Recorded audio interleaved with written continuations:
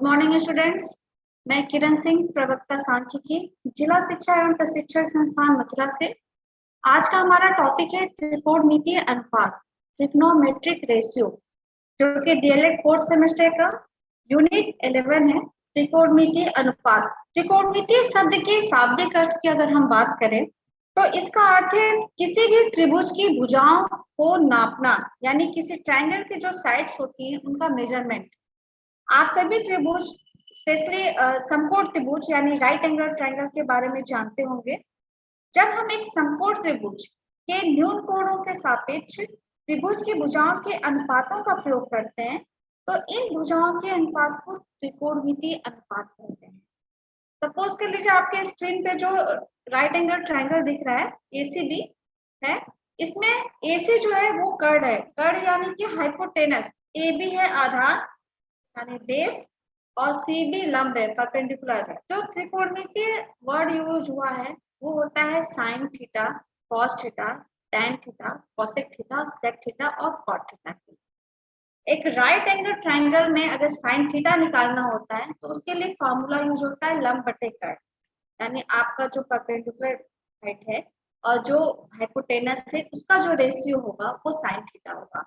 Cos theta के लिए formula use होता है आधार बटे कर्ड, टैन थीटा के लिए फॉर्मूला यूज होता है लंब बटे आधार, कोसेक थीटा के लिए फॉर्मूला यूज होता है कर्ड बटे लंब और सेक थीटा इक्वल टू होता है कर्ड बटे आधार, कॉट थीटा के लिए होता है आधार बटे लंब। आधार, लंब और कर्ड, इसका फॉर्मूला याद करने के लिए सबसे जो आसान तरीका होता है वो होता है LAL अपॉन KKA, यानी इसको अगर हिंदी में लर्न करना हो आपको तो लाल बटे कक्का बोलते हैं। ठीक है, L और K ये जो रेशियो होता है ये प्रेजेंट करता है साइन। ठीक है, A अपॉन K का जो रेशियो होता है ये प्रेजेंट करता है कॉस और L अपॉन A का रेशियो जो होता है वो प्रेजेंट करता है टैन। ठीक है, और इसका जो अपोजिट होता है यानी ये L अपॉन A है, अब अगर A अपॉन L हो जाए तो ये आपका प्रेजेंट करेगा कॉट को, K अपॉन A प्रेजेंट करेगा सेक को और K अपॉन L प्रेजेंट करेगा कॉसेक। तो सिंपल सी चीज है L A L upon K K A और ये है आपका साइन, ये है कॉस और ये पोर्शन जो है वो है टैन।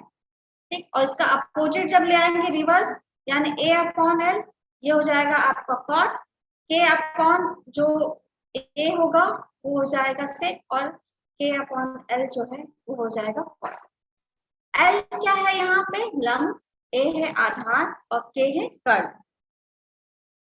एक चीज और,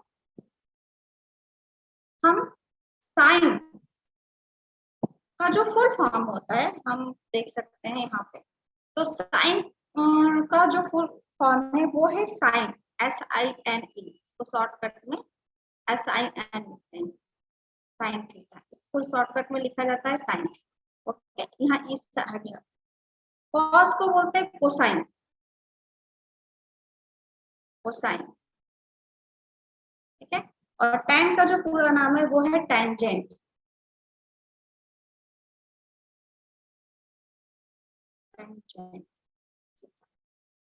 कोसेक को बोलते हैं कोसेकेंट, कोसेक आपका होता है जो फुल फॉर्म इसका होता है COSECANT, कोसेकेंट, इसको शॉर्ट फॉर्म में कोसेक बोलते हैं। और सेक को शॉर्टकट में बोलते हैं, सॉरी फुल फॉर्म जो इसका होता है वो होता है सेकेंट, SECANT, सेकेंट थीटा। ठीक है, और कॉट को बोलते हैं कोटैंजेंट, कॉट का जो फुल फॉर्म होता है वो होता है कोटैंजेंट।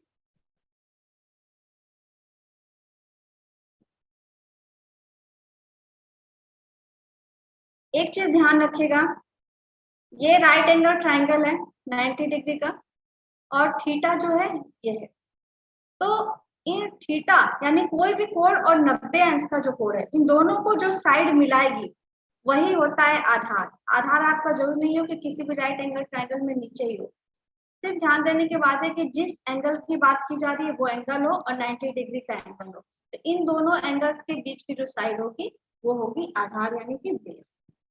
एक और इम्पोर्टेंट चीज है जो आपको ध्यान रखना है कि साइन थीटा कभी भी इक्वल नहीं होता है साइन इंटू थीटा। यहाँ आपके साइन की जगह कॉस टाइन कॉस कुछ भी हो सकता है, ठीक है। और साइन स्क्वायर थीटा जो है इसका मतलब होता है कि साइन थीटा का whole square. Sine cos tan cos sec cosec ये सबके लिए दोनों चीजें जो होती है वो लागू होती हैं।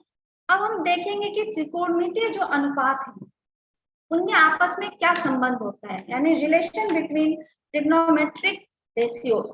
तो साइन थीटा जो होता है वो कॉसेक का जस्ट अपोजिट होता है, यानी sine theta is equal to होता है 1 upon cosec theta, cosec theta is equal to होता है 1 upon sine theta, cos theta is equal to होता है 1 अपॉन सेक थीटा, और sec theta is equal to होता है 1 अपॉन कॉस थीटा। ठीक ऐसे ही tan थीटा क्या होता है आपका अपोजिट ये होता है 1 अपॉन कॉट थीटा थीटा, और कॉट थीटा को हम क्या होता है ये tan थीटा का इनवर्स होता है। ऐसे ही tan थीटा को हम लिख सकते हैं, थीटा तो लिखते ही हैं, साथ ही साथ tan theta equal to sin theta upon cos theta भी होता है, sin theta upon cos theta.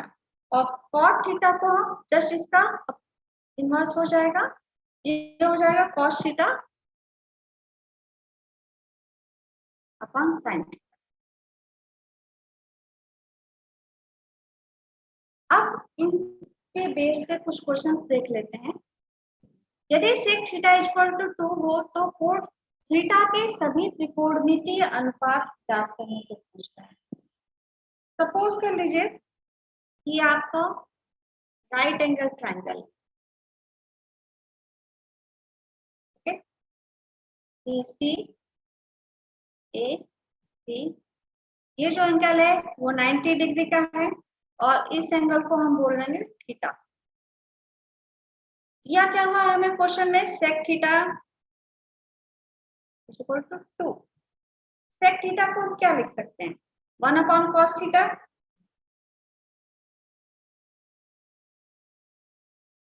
तो 1 upon cos theta is equal to 2 है, तो यहाँ से अगर हमें कॉस थीटा की वैल्यू निकालनी होगी तो ये हो जाएगा 1 अपॉन 2,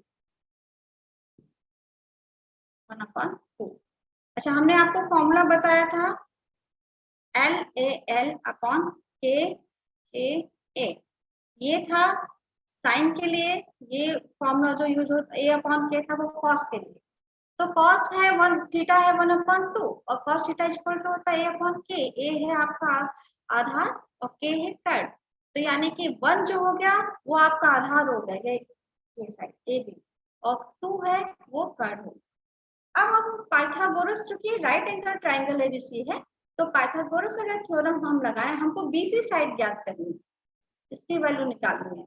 तो पाइथागोरस थ्योरम से होता है कि कर्ड का वर्ग यानी एसी का square equal to AB square plus BC square.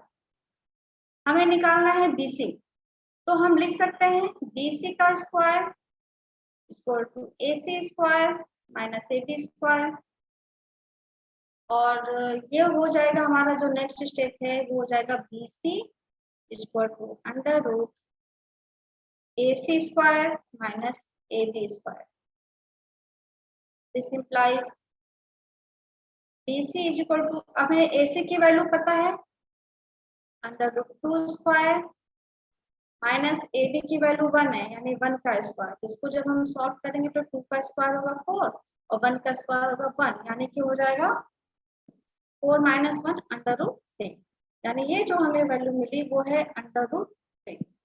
अब हमें तीनों साइड्स मिल गए, तो जब भी त्रिकोणमितीय अनुपात पूछे यानी कि sine theta sine cos tan cot sec cosec पूछ रहा है, और तो आपको करना क्या कि उस राइट एंगल ट्रायंगल का जो भी हिंट दिया हुआ है क्वेश्चन में उस हिंट के माध्यम से आपको तीनों साइड्स देख निकाल लेनी है। दो साइड्स पता होगी सिर्फ एक साइड निकालनी होगी, तो जब तीनों साइड आपको पता होगी तो उसके बेस पे आप सिंपल फॉर्मूला यूज करेंगे। Sine theta is equal to हो जाएगा आपका, साइन थीटा के लिए हम लोग फॉर्मूला यूज करेंगे, साइन थीटा होगा एल अपॉन के, यानी कि आपका, और एल क्या है, बीसी, और के है एसी। तो यहाँ हो जाएगा √3 अपॉन 2। ऐसे ही कॉस थीटा की वैल्यू जब निकालनी होगी तो क्या पता ही आपको, हम यहाँ कॉसेक थीटा निकाल लेते हैं।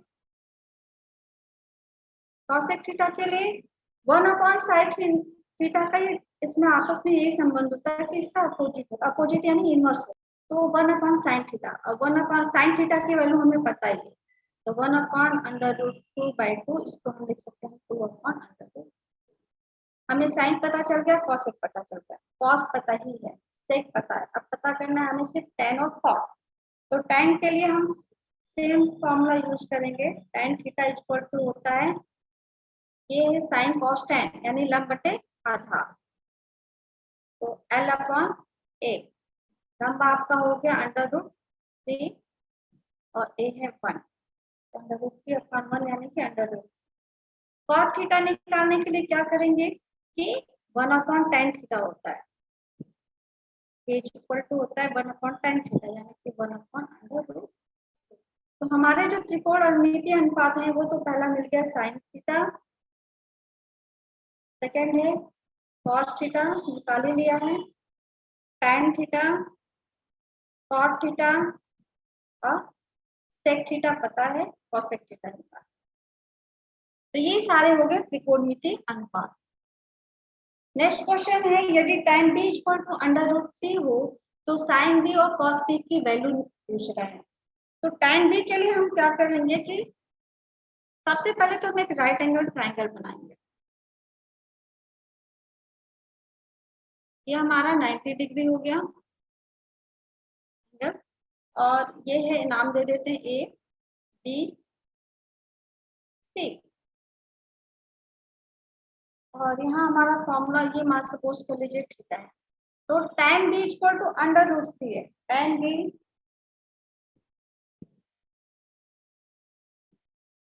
√3, और अगर इस फॉर्मूले से देखा जाए एल ए एल अपॉन के ए, तो साइन कॉस tan के लिए फॉर्मूला यूज होगा लंब बटे आधार, लंब बटे आधार, और यहाँ लंब का मतलब है आपका, लंब हो गया AC, आधार हो गया BC, ठीक है। √3 को हम √3 अपॉन 1 लिख सकते हैं, तो AC हो गया √3 और BC हो गया 1। अब हमको साइन बी और कॉस बी निकालने के लिए हमको ये साइड AB भी निकालनी होगी। तो इसके लिए हम लोग, चूंकि राइट एंगल ट्राइंगल है तो पाइथागोरस थ्योरम यूज करेंगे, और जिसके लिए AB इक्वल टू हो जाएगा √AC² प्लस BC², और इसके लिए फॉर्मूला जो होगा वो होगा AC है √3 का होल स्क्वायर प्लस BC है 1, तो 1 का स्क्वायर हो जाएगा, √3 का स्क्वायर होगा 3 और 1 का स्क्वायर 1 होता है, तो ये हो जाएगा √3 + 1 इक्वल टू √4, और √4 की वैल्यू होती है 2, तो हमें AB मिला 2। AB, BC और AC हमें पता चल गया। निकालना हमें साइन B, साइन B के लिए फॉर्मूला यूज होता है लंब बटे आधार, लंब है हमारा AC, आधार है BC, और इनकी वैल्यूज पुट कर दीजिए √3 अपॉन 1 यानी √3, और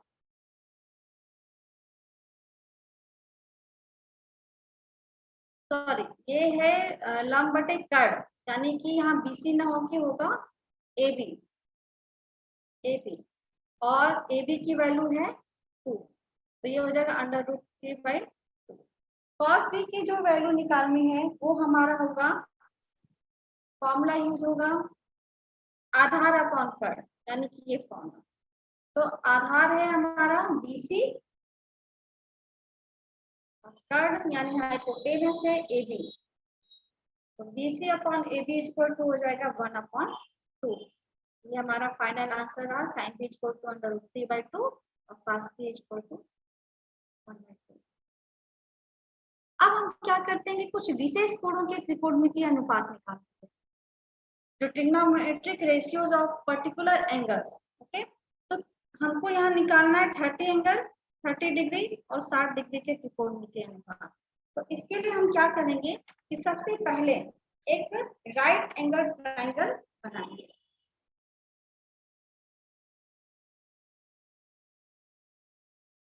राइट एंगल ट्रायंगल ना बना के हम सबसे पहले एक ट्रायंगल बनाते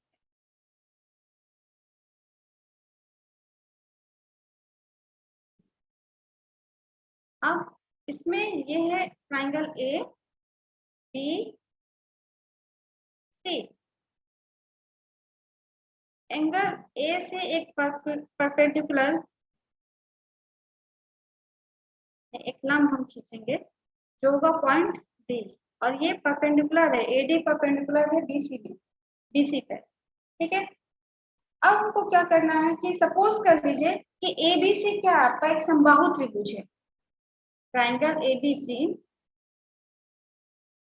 क्या है? समबाहु त्रिभुज है। समबाहु त्रिभुज की विशेषता होती है कि उसकी तीनों जो साइड्स होती हैं वो इक्वल होती हैं।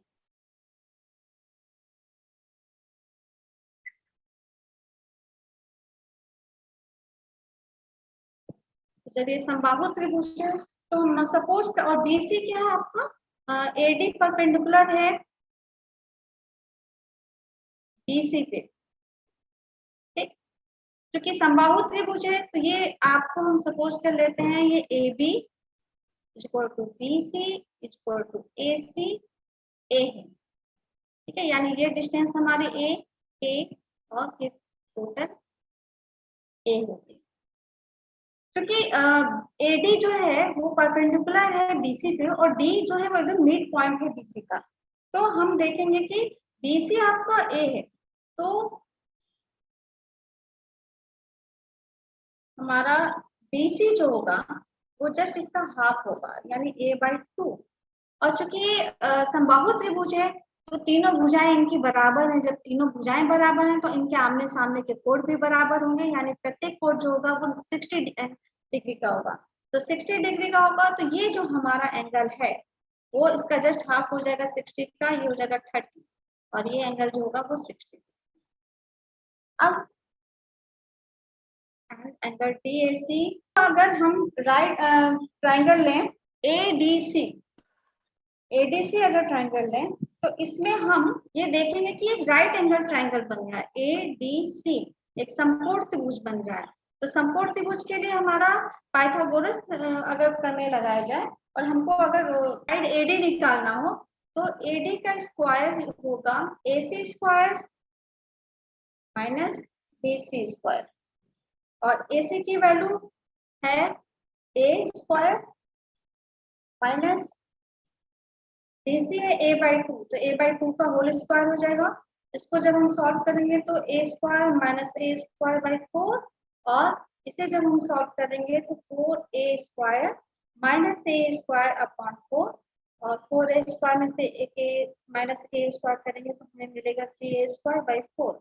तो ये 3A स्क्वायर बाई 4 जो है ये हमारा आई है वैल्यू AD का। तो AD स्क्वायर का है, तो अगर हमें AD निकालना होगा तो हम क्या करेंगे, इसका अंडर रूट कर देंगे 3A स्क्वायर 4, यानी कि A तो बाहर आ जाएगा, 4 भी के फॉर्म में बाहर आ जाएगा, ऊपर अंडर रूट 3 आएगा।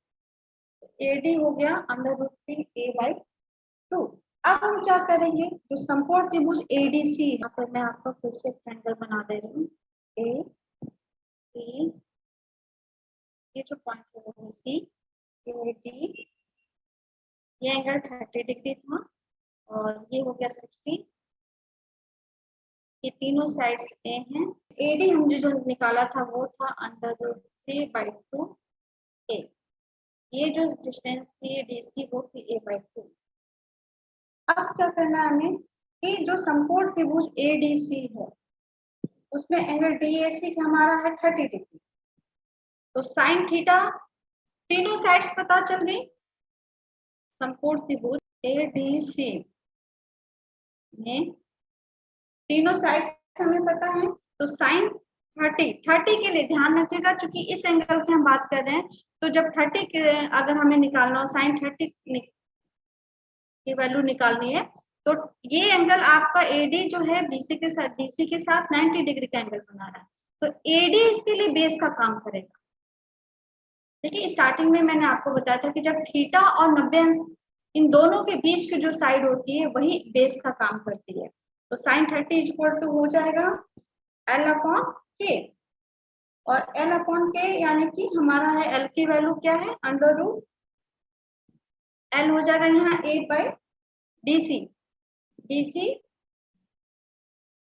अपॉन एसी, यानी कि और डीसी है ए बाई 2, एसी है ए, ए से कैंसिल हो गया, ये बचा 1/2।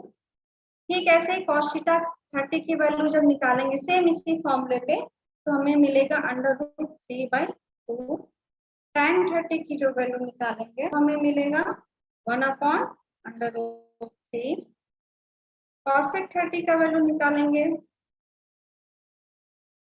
तो ये हमें मिलेगा 2, sec थीटा की वैल्यू, sec 30 का sec 30 डिग्री का जब वैल्यू निकालेंगे तो हमें मिलेगा 2/√3,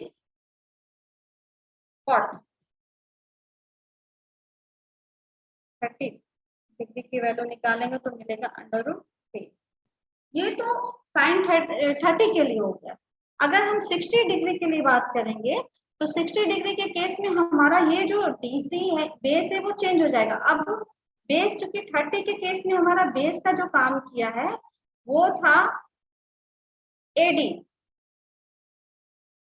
ओके, बट 60 के केस में जो 60 डिग्री है और 90 डिग्री इनके बीच का जो साइड है वो डीसी है, तो 60 के लिए जो हमारा बेस का काम होगा वो होगा साइन 60 की जब वैल्यू निकालेंगे, क्योंकि तीनों साइड पता है तो अब हमें प्रॉब्लम नहीं होगी, मतलब फॉर्मूला पे सीधे सीधे यूज करके हम इसको निकाल सकते हैं। साइन 60 डिग्री इक्वल टू हो जाएगा √3/2, cos 60 की वैल्यू होगी 1/2, tan 60 की वैल्यू होगी √3, cosec 60 डिग्री इक्वल टू होता है 2/√3। ये सारा हम लंब चूंकि तीनों साइड पता है तो उन्हीं साइड्स का यूज करते हुए, ये फॉर्मूला यूज करते हुए निकालेंगे, वैल्यूज पुट कर देंगे, उसके बाद ये आंसर आ जाएगा। cosec 60 हो गया sec 60, sec 60 के लिए फॉर्मूला यूज होगा 2, और cot 60 के लिए फॉर्मूला यूज होगा, ये चाहे तो हम यहाँ से tan का जस्ट अपोजिट कर सकते हैं, tan 60 √3, तो ये हो जाएगा 1/√3। साइन कॉस अगर tan पता है तो बाकी का इसके बेस पे हम निकाल सकते हैं, जस्ट इसका इन्वर्स कर देंगे, साइन कॉसेक साइन का इन्वर्स हो जाएगा, सेक कॉस का इन्वर्स हो जाएगा, और कॉट जो है वो tan का इन्वर्स हो जाएगा, हमें ये वैल्यू मिल जाएगी। अब ये तो था 30 डिग्री और 60 डिग्री के लिए। अब हम बात करते हैं 45 डिग्री के त्रिकोणमितीय अनुपात, यानी कि sin 45 cos 45 tan 45 cot sec cosec, ये 45 जब डिग्री के होंगे तब इनकी वैल्यू क्या होती है। तो सबसे पहले एक हम इसके लिए एक राइट एंगल ट्रायंगल बना लेते हैं, इनका नाम दे देते हैं BAC, और चूंकि 45 है, एक ये राइट एंगल ट्रायंगल है, तो ये जो एंगल है वो 90 डिग्री का है और ये 45 का है, तो जाहिर सी बात है किसी भी एंगल के जो तीनों इंटीरियर किसी भी ट्रायंगल के जो तीनों इंटीरियर एंगल्स होते हैं उनके जो सम होता है वो 180 डिग्री है, तो ये भी अपने आप आपका 45 डिग्री हो जाएगा। ठीक है, अब आपको क्या करना है कि ये जो ट्रायंगल ABC है उसमें एंगल C आपका 90 डिग्री दिया हुआ है, एंगल A है 45 डिग्री, तो एंगल A आपका 45 है तो एंगल B भी 45 डिग्री हो गया। अब हम देख रहे हैं कि एंगल A और एंगल B बराबर है, तो इसका मतलब क्या हुआ कि BC जो है वो इज इक्वल टू है CA के, ठीक है, और सपोज कर लेते हैं कि ये वैल्यू है A, BC A है, AC A है, तो पाइथागोरस अगर हम थ्योरम लगाएं तो हमारा ए बी क्या हो जाएगा, अंडर रूट बी सी का स्क्वायर प्लस ए सी स्क्वायर, और बी सी है ए स्क्वायर, ए सी भी ए है तो ये भी ए स्क्वायर हो जाएगा, यानी कि ए बी जो हो जाएगा हमारा, A B equal to under root two A square. अब जब under root two A square को सॉल्व करेंगे तो ए तो बाहर आ जाएगा क्योंकि स्क्वायर के फॉर्म में, बट अंडर रूट टू ऐसे ही रहेगा। तो हमें ए बी की जो वैल्यू मिली वो मिली है ए अंडर रूट टू। तीनों साइड पता चल गई। जब तीनों साइड्स पता चल गई तो जो राइट एंगल ट्राइंगल है ए बी सी, इसमें हम साइन भी, साइन 45 और साइन 45 के लिए सिंपल जो फॉर्मूला हमारा यूज होगा, यहाँ पर मैं एक बार और बना दे रही हूँ राइट एंगल ट्राइंगल को। ये है बी सी ए और हमारा बी सी ए बी आया था अंडर रूट टू ए, बी सी था ए सी है ए। तो साइन 45 है तो साइन 45 के लिए सिंपल हम लोग फॉर्मूला जो एल एल अपॉन के ए, लंब बटे कर्ण, लंब क्या है इसके लिए, हमारा ये एंगल 45 है, ये बेस है तो लंब हो गया BC,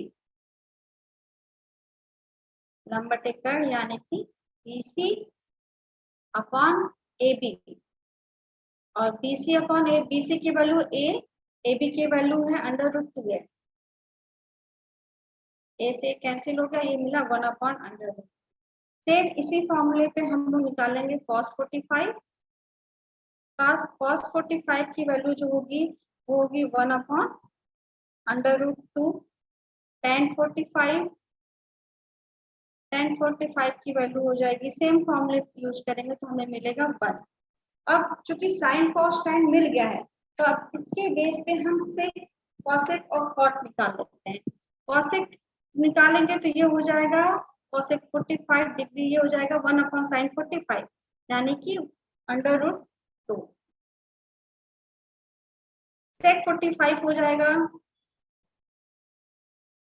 equal to under root two, और कॉट 45 होगा इक्वल टू 1। तो ये हो गए हमारे 45 डिग्री को लेकर। अब हम बात करते हैं 0 डिग्री और 90 डिग्री के जो त्रिकोणमितीय अनुपात होते हैं वो क्या होंगे, यानी कि sine cos tan cot sec cosec का त्रिकोणमिति 0 के जब लेंगे डिग्री 0 अंश लेंगे तब क्या वैल्यू होगी, जब 90 डिग्री लेंगे तब क्या वैल्यू होगी। तो सबसे पहले हम देख लेंगे आप लोग स्क्रीन पे कि जो समकोण त्रिभुज एबीसी है, ये जिसमें एंगल बी जो है वो 90 डिग्री है, हम स्टार्टिंग करते हैं कि हम 0 डिग्री के लिए, ठीक है। तो ये आपका जब तक ये शून्य नहीं हो जाता तब तक हम इसको एक को छोटा करते जाएंगे। आप देख लेंगे फर्स्ट फिगर में ये ए इतना बड़ा है, सेकंड फिगर में क्योंकि हमको एकदम 0 पे ले आना है, ए की वैल्यू एंगल ए जो है उसकी वैल्यू 0 करनी है। तो अब 0 करने के लिए इसको हमको ए सी जो है उसको थोड़ा और बी की तरफ करीब ले आना होगा।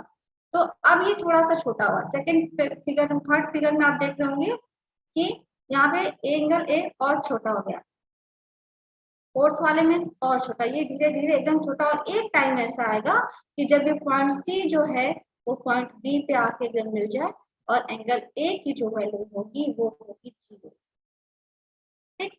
तो जब 0 होगी तो अब इसके 0 और ए बी, ठीक है, 0 और ए बी के बीच जो पॉइंट होगा वो हमारा होगा ए बी, इन दोनों एंगल के बीच जो साइड होगी वो बेस का काम करेगी। तो साइन 0 की वैल्यू हम निकालेंगे तो BC अपॉन AC, और BC क्या है, BC तो आकर AB पे ही मिल गई ना, तो इसका मान भी तो 0 के एकदम बराबर हो गया, तो ये इसकी वैल्यू ऑलरेडी इसका 0 होगा। अब इसी तरह cos 0 की जब वैल्यू निकालना हो तो AB अपॉन AC होगा, और इसका मान क्या होगा, धीरे धीरे एक के बहुत पास आता जा रहा है, तो एंगल ए जो आपका 0 के जितने पास है उतना AC लगभग ए के बराबर हो जाता है। तो साइन 0 की वैल्यू भी 0 होगी, cos 0 की वैल्यू 1 होगी, ठीक। जब साइन कॉस पता चल गया तो हम tan tan 0 की वैल्यू निकाल लेते हैं तो sin अपॉन cos वाला फॉर्मूला यूज करेंगे। तो 0/0 ये, चूंकि ये भी आपका ऑलरेडी 0 हो जाएगा, ये नॉट क्या है, डिफाइन नहीं है, तो ये भी 0 हो जाएगा। ठीक है, ऐसे ही cosec 0 जो है वो 1/sin 0 हो जाएगा, और sec के लिए हम लोग फॉर्मूला यूज करेंगे 1/cos 0 यानी कि 1, और cot की 0 की वैल्यू होगी 1/0 जो कि डिफाइन नहीं है। ये तो 90 डिग्री के एंगल को लेकर 0 एंगल डिग्री एंगल को लेकर बात की गई थी। अब हम लोग अगर इसी एंगल को हम देख लें कि एंगल ए जो है ये, यानी कि जो हमारा ये एंगल है, इस अगर ये 90 डिग्री के हो तो क्या होगा, तो इसको 90 डिग्री लाने के लिए हमको एक इस ये जो एसी साइड है इसको एकदम सीधे स्ट्रेट लाना होगा, तभी तो ये 90 डिग्री का होगा। तो आप जो सेकंड फिगर देखोगे इसमें एक पॉइंट ए जो है वो थोड़ा सा बी की तरफ जा रहा है, थर्ड वाले फिगर में थोड़ा और ये आगे बढ़ा, धीरे धीरे आगे बढ़ा, और एक टाइम ऐसा आया क्योंकि चूंकि हमें 90 डिग्री की निकालना है तो पॉइंट ए जो है वो एकदम पॉइंट बी पे आ जाएगा। तो जैसे जैसे ये आपका बड़ा हो रहा है वैसे वैसे सी छोटा होता गया। अब जो पॉइंट ए है वो बी के एकदम पास आ गया, क्योंकि 90 डिग्री की बात है तो पॉइंट बी पे ही पॉइंट ए भी आ गया। तो यहाँ पे जब हम वैल्यू निकालेंगे सेम फार्मूला से, तो हम देखेंगे कि sin 90 का वैल्यू जो होगी वो 1 होगी, cos 90 0, tan 90 ये नॉट डिफाइन होगा, इसी तरह cosec 90 1 है, sec 90 भी नॉट डिफाइन है, और cot 90 जो है वो 0 होगी। तो हमने अभी तक जितनी वैल्यू निकाली, 0 के लिए निकाली, 30 डिग्री के लिए, 45 के लिए, 60 के लिए और 90 के लिए, तीनों ये जितने 6 हैं ट्रिग्नोमेट्रिक रेशियो, इनके लिए हमने 0 डिग्री, 30 डिग्री, 45 डिग्री, 60 डिग्री और 90 डिग्री की वैल्यू निकाल लें। और ये आपको याद रखना पड़ेगा क्योंकि अभी इसके बेस पे ही क्वेश्चंस पूछते हैं। एक चीज और आपको ध्यान देना होगा, ये कुछ फॉर्मूले हैं, sin 90 माइनस थीटा निकालना हो तो इसलिए जो sin 90 माइनस थीटा होता है तो वो cos थीटा में चेंज हो जाता है, cos 90 माइनस थीटा होता है वो sin थीटा में चेंज होता है, इसी तरह tan 90 minus theta cot theta में चेंज हो जाता है, cosec 90 minus theta sec theta में चेंज होता है, sec 90 माइनस थीटा जो होता है वो cosec थीटा में चेंज हो जाता है, और cot 90 माइनस थीटा जो होता है वो tan थीटा में चेंज हो जाता है। तो ये आप देख लोगे स्क्रीन पे कि 4 तरह के आपके मैंने 4 जगह अलग अलग लिखा है। फर्स्ट में हमें 90 माइनस थीटा है, सेकंड में 90 प्लस थीटा है, थर्ड में 180 माइनस थीटा है, और फोर्थ में 180 प्लस थीटा है। यानी sin cos tan cos sec cosec को लेकर 90 minus theta, 90 plus theta, 180 minus theta, 180 plus theta किया। अब आप देखोगे आप कि जो 90 माइनस थीटा होता है इसके लिए आप देखोगे कि ये इस sin cos में चेंज हो जाता है, cos sin में, tan cot में, cot ये जो होता है वो tan में चेंज होता है, sec cosec में, और cosec sec में चेंज होता है। तो इसमें याद करने का तरीका ये होता है कि सब पॉजिटिव ही रहते हैं, बस आपस में चेंज हो जाते हैं। सेकेंड वाले में क्या होता है कि वैल्यू तो चेंज तो सारे होते हैं, लेकिन सिर्फ cos और sec को छोड़ के बाकी सब निगेटिव हो जाते हैं। थर्ड वाले में क्या होता है कि चेंज नहीं होता है, sin 180 degree minus theta equal to sin theta ही होगा, लेकिन sin और cosec को छोड़ के बाकी सब निगेटिव हो जाएंगे। इसी तरह sin 180 प्लस थीटा में देखेंगे कि तो भी चेंज नहीं होता, बस tan और tan जो होता है वो आपको पॉजिटिव रहेगा। इसको याद करने का एक तरीका और है कि ये हमारा एक्स एक्सिस है, ये वाई एक्सिस है, तो जो फर्स्ट क्वाड्रेंट है उसमें सारे पॉजिटिव होते हैं, सेकेंड में साइन और कॉसेक पॉजिटिव होते हैं, बाकी सब निगेटिव, थर्ड में tan या cot पॉजिटिव होगा, बाकी निगेटिव होगा, और फोर्थ में cos और sec पॉजिटिव होते हैं, बाकी सब निगेटिव हो जाते हैं। पाइथागोरियन जो आइडेंटिटी फॉर्मूला है वो होता है sin square theta plus cos square theta equal to 1 होता है, ये sec square theta equal to tan square theta plus 1, और cosec square theta equal to होता है 1 प्लस cot स्क्वायर थीटा। ये फॉर्मूले आपको याद होनी चाहिए क्योंकि जब भी आप इससे रिलेटेड क्वेश्चन सॉल्व करेंगे उसमें कहीं ना कहीं इनका यूज आता है। सम एंड डिफरेंस फॉर्मूला जो होता है कंपाउंड एंगल के लिए, तो वो sin a प्लस बी के लिए फॉर्मूला यूज होता है sin a into cos B plus cos A into sine B, sin a minus B के लिए फॉर्मूला यूज होता है sin a into cos B minus cos A into sine B, cos a plus B के लिए formula use होता है cos a into cos B minus sin a into sine B, और cos a minus B के लिए formula use होता है cos a into cos b plus sin a into sin b। tan a plus b के लिए formula use होता है tan a plus tan b upon 1 minus tan a into tan b। और tan a minus b के लिए formula use होता है tan a minus tan b upon 1 plus tan a into tan b। अब जितना भी आपने अब तक पढ़ा उसके बेस पे हम कुछ क्वेश्चंस के माध्यम से मूल्यांकन कर लेते हैं। तो फर्स्ट क्वेश्चन है, यदि angle A equal to 30 degree हो तो साइन 2a का मान क्या होगा। आपका एंगल दिया हुआ है और साइन 2a की वैल्यू पूछ रही है। तो हम ऐसा करते हैं 2a यानी कि a इक्वल टू आपका दिया हुआ है 30 डिग्री, तो हमारा 2a हो जाएगा 2 into 30 degree equal to 60 degree. अब साइन 2a की वैल्यू निकालनी है, यानी साइन 2a की जगह हम 60 की रखेंगे। तो साइन 60 की वैल्यू जो होती है, अभी हमने पीछे जो निकाले थे उसमें साइन 60 की वैल्यू हमने निकाला था √3/2। नेक्स्ट क्वेश्चन है cos 60 degree cos 45 degree minus sine 30 degree into sine 45 degree, और इसका हमें वैल्यू निकालना है। तो cos 60 का जो अभी हमने टेबल आपको दिखाया, ये आपको पूरा याद होना चाहिए। Sine cos tan cos sec cosec 0 30 45 60 और 90 डिग्री में इनके क्या वैल्यू होती है। तो जब इसके बेस पे हम अगर देखेंगे तो cos 60 की वैल्यू होती है 1/2, cos 45 की वैल्यू होती है 1/√2, माइनस साइन 30 की वैल्यू होती है 1/2 और साइन 45 की वैल्यू होती है 1/√2।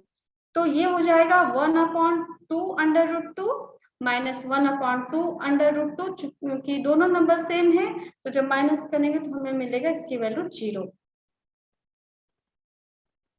नेक्स्ट क्वेश्चन है साइन 210 डिग्री और tan 270 डिग्री की वैल्यू। अब हमने तो 0 30 45 60 और 90 डिग्री तक का तो हमें लर्न है, लेकिन 210 का नहीं पता है, 270 का वैल्यू नहीं पता है। तो इसके लिए हम क्या करेंगे कि sign 210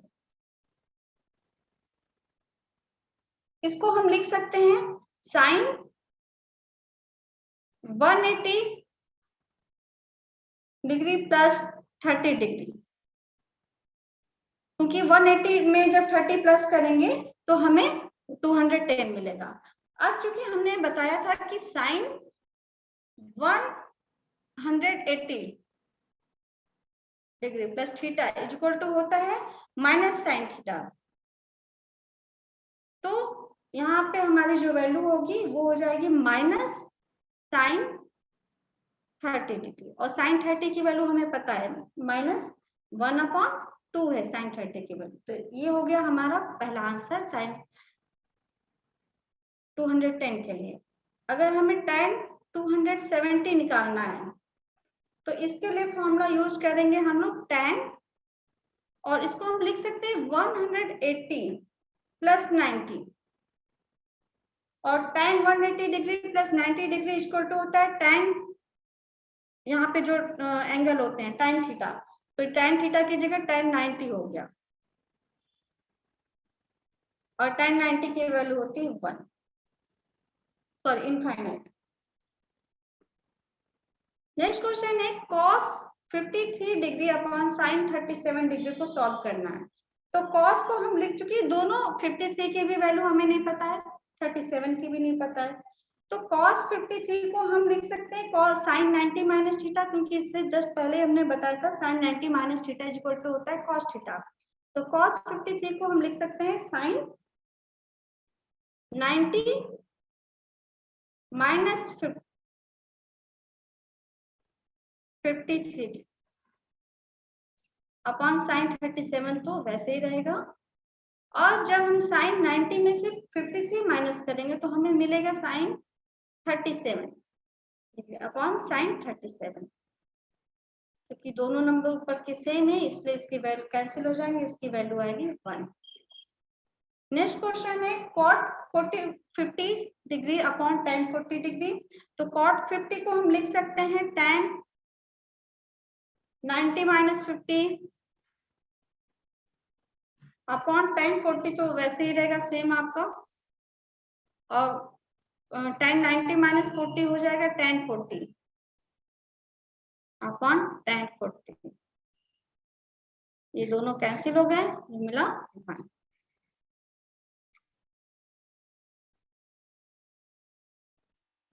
cos 42 degree minus sin 48 degree है, तो इसको हम देखेंगे, cos को हम लिख सकते हैं sin 90 minus 42 degree minus sin 48 degree, और sin 90 माइनस थीटा होता है cos थीटा।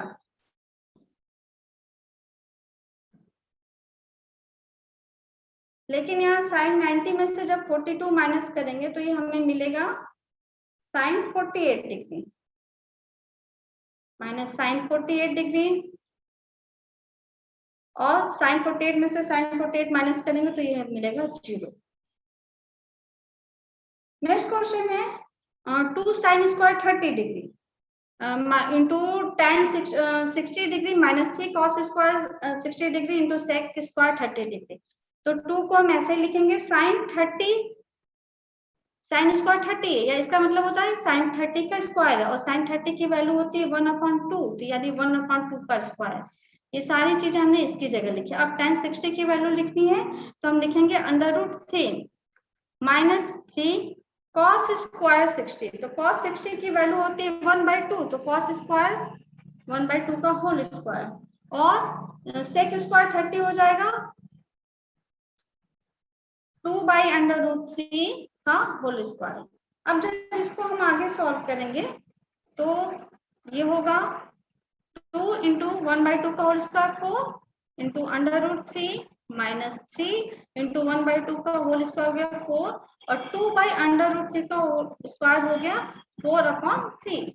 अभी हम देखेंगे 2 1 जा 2, 2 2 जा 4 कैंसिल हो गया, ये 4 से 4 कैंसिल हो गया, यहाँ बचा √3/2 माइनस, यहाँ पे ध्यान देंगे तो 3 से 3 भी कैंसिल हो रहा है 1, और इसको जब सॉल्व करेंगे तो ये होगा √3 माइनस 2/2। तो हमारा जो फाइनल आंसर मिला वो है √3 माइनस 2/2। आज का हमारा टॉपिक यही फिनिश होता है। Thank you.